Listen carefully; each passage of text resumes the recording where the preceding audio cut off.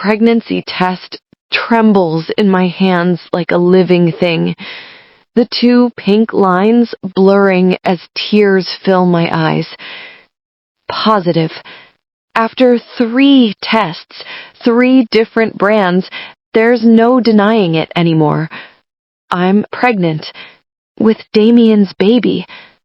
My hand moves to my stomach, pressing against the flat surface as if I could feel the tiny life growing inside me. Our baby.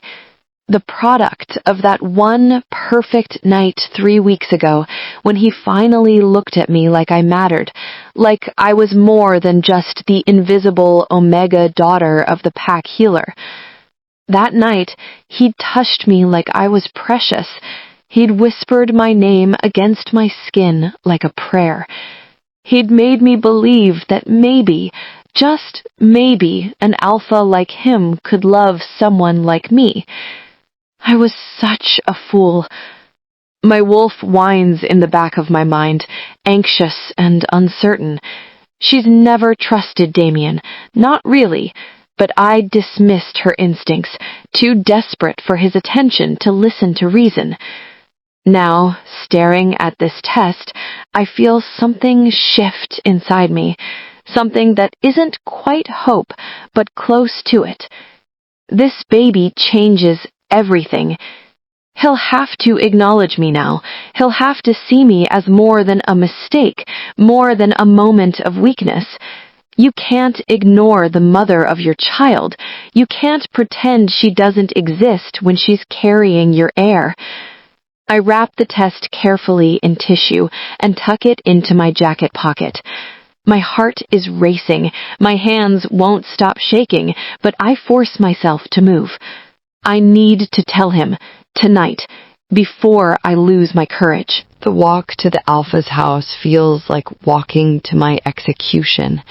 Every step is heavy, weighted with 5 years of unrequited love and 3 weeks of desperate hope.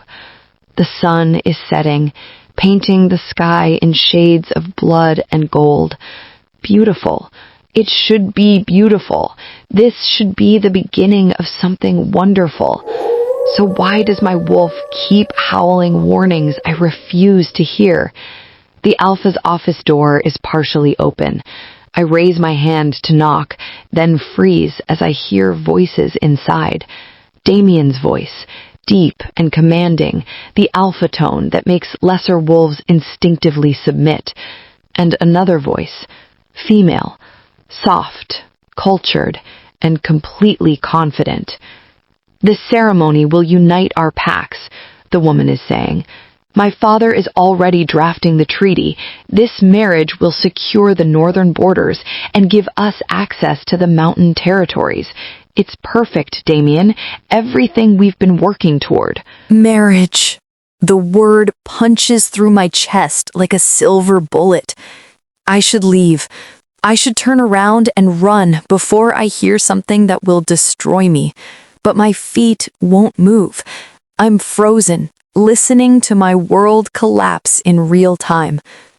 Victoria, Damien's voice is warm, in a way it's never been with me. Your father's terms are acceptable. Tell him we'll make the formal announcement next month. I push the door open before I can stop myself, before I can think, before I can protect myself from what I'm about to see. Damien is behind his father's massive oak desk, looking every inch the alpha heir, powerful, beautiful, untouchable. And beside him, with her hand possessively on his shoulder, is the most stunning woman I've ever seen. Dark hair, sharp cheekbones, expensive clothes. She looks at me like I'm something she scraped off her shoe. Elena. Damien's face shifts from surprised to cold in an instant. What are you doing here? My hand moves unconsciously to my jacket pocket, feeling the outline of the pregnancy test. I need to talk to you. It's important. Private. The woman, Victoria, laughs. It's a cruel sound, sharp as broken glass. Oh, Damien, please don't tell me this is the little Omega you mentioned, the one who's been following you around with puppy dog eyes for years. Heat floods my face. I haven't been... Elena, meet Victoria.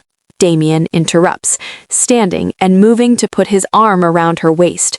The casual intimacy of the gesture feels like a knife between my ribs.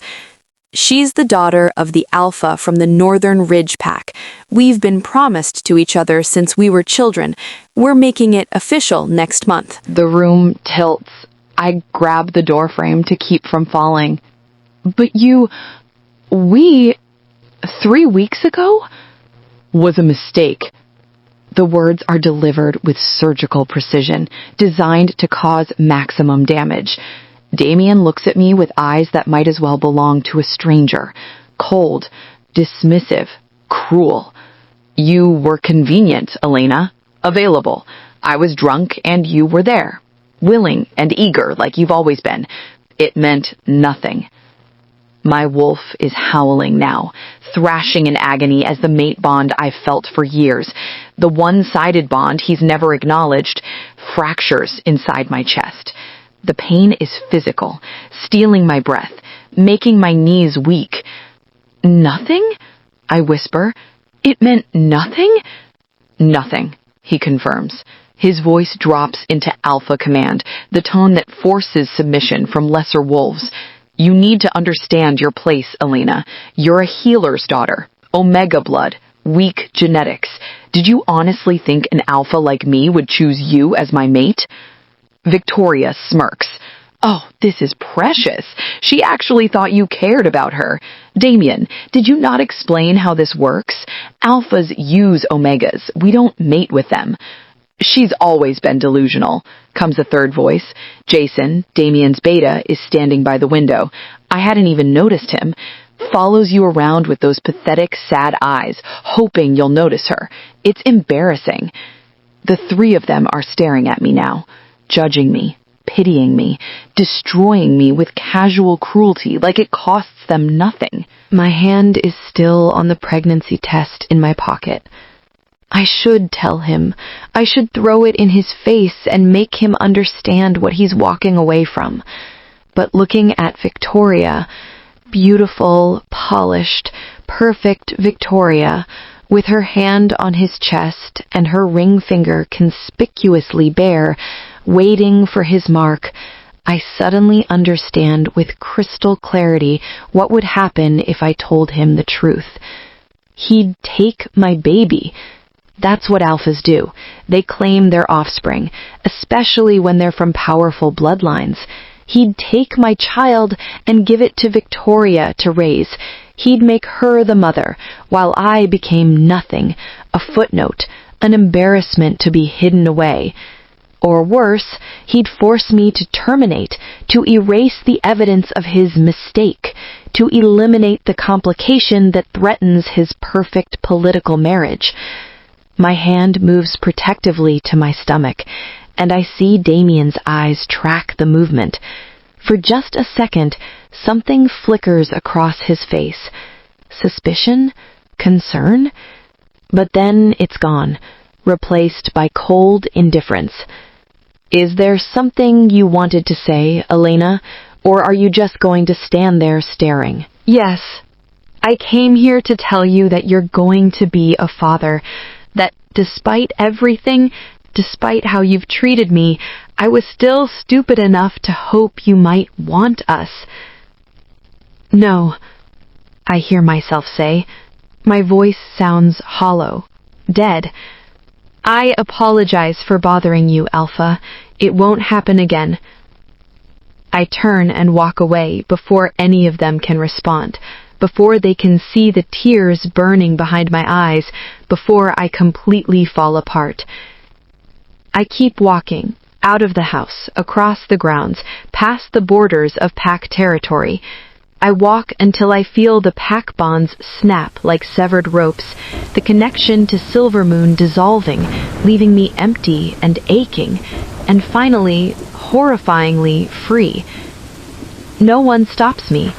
No one even notices I'm leaving. By the time I reach my small cottage, rain has started to fall. Heavy drops that soak through my clothes and mix with the tears streaming down my face. I pack quickly, mechanically. Clothes, documents, my mother's journal, my father's knife. Everything I own fits into 2 bags and the back of my beat-up car. I take one last look at the only home I've ever known, at the packlands where I grew up, at the forest where my parents are buried, their graves unmarked because no one cared enough to give them stones. I'm sorry, I whisper to them, to their memory, to the life I'm leaving behind. But I have to protect our baby, even if it means running. Especially if it means running. I start the car and drive into the rain, leaving Silver Moon Pack in my rearview mirror, leaving Damien and his perfect fiancé and his cruel rejection behind. He'll never know about the baby. He'll never know what he lost. And maybe, just maybe, that will be punishment enough. But our story isn't over. 5 years later, Damien walks into my shop, and when he sees Lucas, when he sees those golden eyes, everything changes. Will he take my son, or will he beg for forgiveness? Subscribe to the channel right now so you don't miss part 2. The confrontation is coming.